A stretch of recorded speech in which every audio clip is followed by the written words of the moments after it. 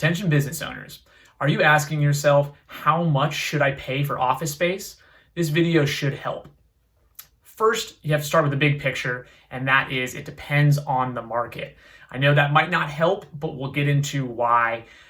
Cities all across the country have different rents, just like they have different housing prices.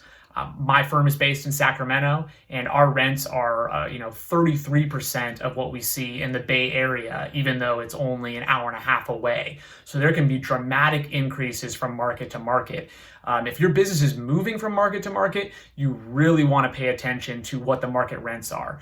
If you've been a business owner in that area, you probably have some idea, but the rents still fluctuate really, at any given time during the year. They can be up and down depending on the broader economic situation. So you absolutely want to take a big look at your market to see what the rents are. We can get into how you'll do that a little later.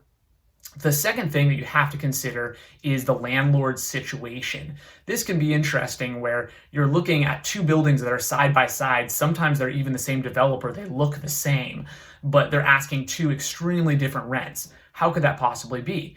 Well, sometimes, let's say this landlord has just bought that building. Maybe they paid a little bit too much for it. And because they paid too much for it, they're trying to push their rents and get the highest possible rents they can. They're not going to be flexible. They really need to see nice returns on their investments. So they're going to push those rents high.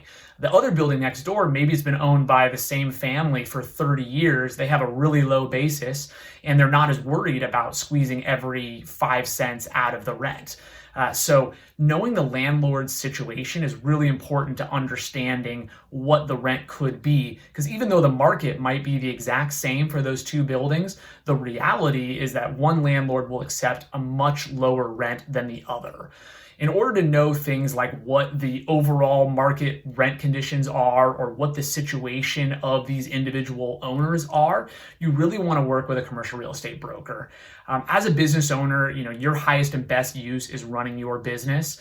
You're probably going to look for office space every 3 to 5 years. And so you might learn a little bit about the market in that time. But what you really want is someone who's in the market every single day for that entire 5 years. They know the history of all the buildings. They know what the owners are like. They might know that some owners like to give free rent but don't have a lot of flexibility on their asking rent.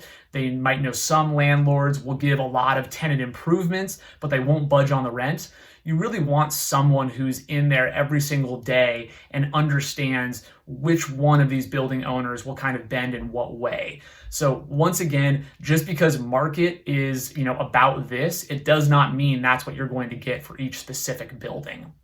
So when you're asking yourself, what should I pay to rent office space? It really depends on the building you're looking for, the market you're in, and the only way to find out is to shop, and you can do all that yourself. You can spend your own time doing that. But what I highly recommend is using a commercial real estate broker to guide you through that and basically give you their knowledge.